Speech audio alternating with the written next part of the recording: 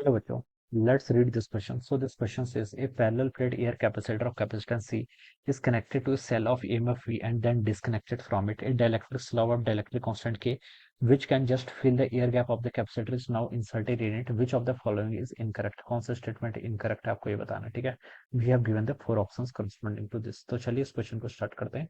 तो बच्चों देखिए इस क्वेश्चन का की कॉन्सेप्ट आप देखिए, कैपेसिटर लिख लीजिए, ठीक है। ये कैपेसिटर लिख सकते हैं, ठीक है। चलिए कैपेसिटर ही रहने दीजिए, ठीक है। बाकी हम सारे फिनोमेना डिस्कस कर देंगे जो जो इसमें हो रहा है, ठीक है। A parallel plate capacitor of capacitance C, C के equal capacitance is connected to cell of EMF V, ठीक है। एक मान लीजिए पैरेलल प्लेट कैपेसिटर है, इसको आपने देखिए एक सेल से कनेक्ट कर रखा है जिसका ईएमएफ कितना है, वी के इक्वल है, ठीक है। कैपेसिटेंस गिवन कर रखा है, सेल का ईएमएफ भी गिवन कर रखा है वी, ठीक है। तो क्या होगा देखिए, कैपेसिटर आपका चार्ज होगा, चार्ज होगा। चार्ज कितना आएगा देखिए, क्यू इक्वल टू सीवी के इक्वल होता है। तो एक प्लेट पर आपका पॉजिटिव चार्ज, इस पर नेगेटिव चार्ज, ठीक है। इस पर पॉजिटिव कितना चार्ज होगा, प्लस सीवी, इस पर आपका माइनस सीवी चार्ज आएगा, ठीक है। अब क्या बोल रखा है देखिए, it and then disconnected from it, alright. फिर हमने इसको डिस्कनेक्ट कर दिया, तो अब देखिए बैटरी को हटा दिया, अब सिर्फ आपके पास एक कैपेसिटर है। कैपेसिटर के पास देखिए चार्ज है, इस पर प्लस सीवी चार्ज है, इस पर माइनस सीवी चार्ज है, इतना गिवन कर रखा है, ठीक है।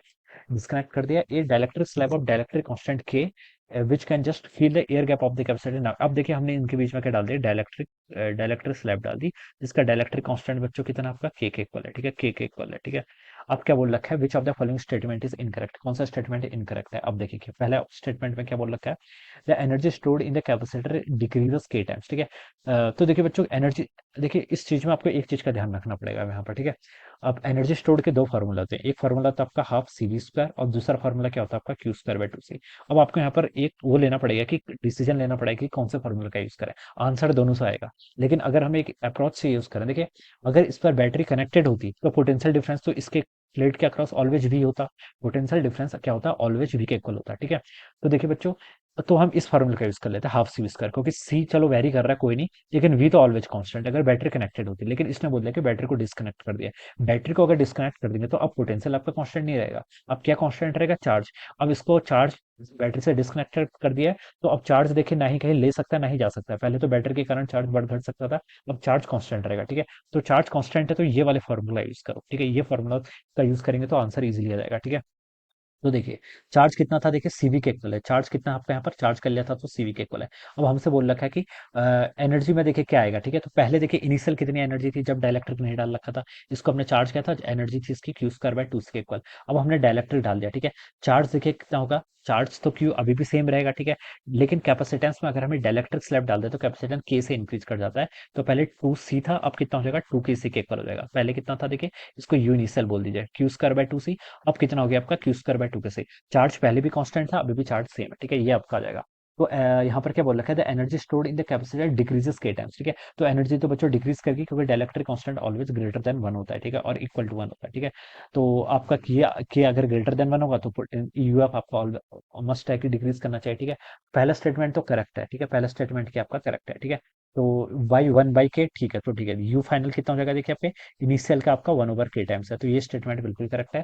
सेकंड में बोल रखा है change in energy store. Change in energy store देखिए किसके इक्वल होगा आपका, फाइनल माइनस इनिशियल कर दीजिए, ठीक है। चेंज किसके इक्वल होता है आपका, चेंज ऑलवेज आपका क्या होता है, फाइनल माइनस इनिशियल के इक्वल होता है। फाइनल देखिए कितना था आपका, देखिए क्यू स्क्वायर बाय टू सी को तो आप कॉमन कर लो, ठीक है। यहाँ पर आपका एक वन ओवर के आ गया, माइनस वन आ गया।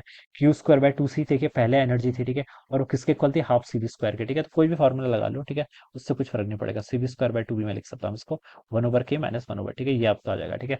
तो यही है change in internal energy store, sorry change in energy store, same आएगा। क्वेश्चन हमसे इनकरेक्ट पूछा ना, तो ठीक है चलिए, ठीक है। ये दो स्टेटमेंट ट्रू है। अब क्या बोल रखा है, सी में the charge on the capacitor is not conserve, this is incorrect. Charge always conserve रहेगा, क्योंकि देखिए क्या, अब बैटरी देखिए यहाँ पर क्या डिस्कनेक्ट कर दिए, तो जो टोटल चार्ज होगा वो तो कंजर्व रहेगा, ठीक है। अगर बैटरी से कनेक्टेड होता तो चार्ज फ्लो कर सकता था, लेकिन चार्ज कंजर्व रहेगा। तो थर्ड स्टेटमेंट आपका इनकरेक्ट हो गया। डी पे लिखा था potential difference between the plates decreases by, ठीक है। पहले देखिए कितना पोटेंशियल डिफरेंस था, पहले पोटेंशियल डिफरेंस आपका वी के इक्वल था, क्योंकि अपने वी वाली बैटरी से क्या कर रखा था, कनेक्ट कर रखा था। पोटेंशियल डिफरेंस किसके इक्वल होगा, पोटेंशियल डिफरेंस आपका ऑलवेज क्यू डिवाइडेड बाय सी के इक्वल। तो चार्ज चार्ज बच्चों कंजर्व है।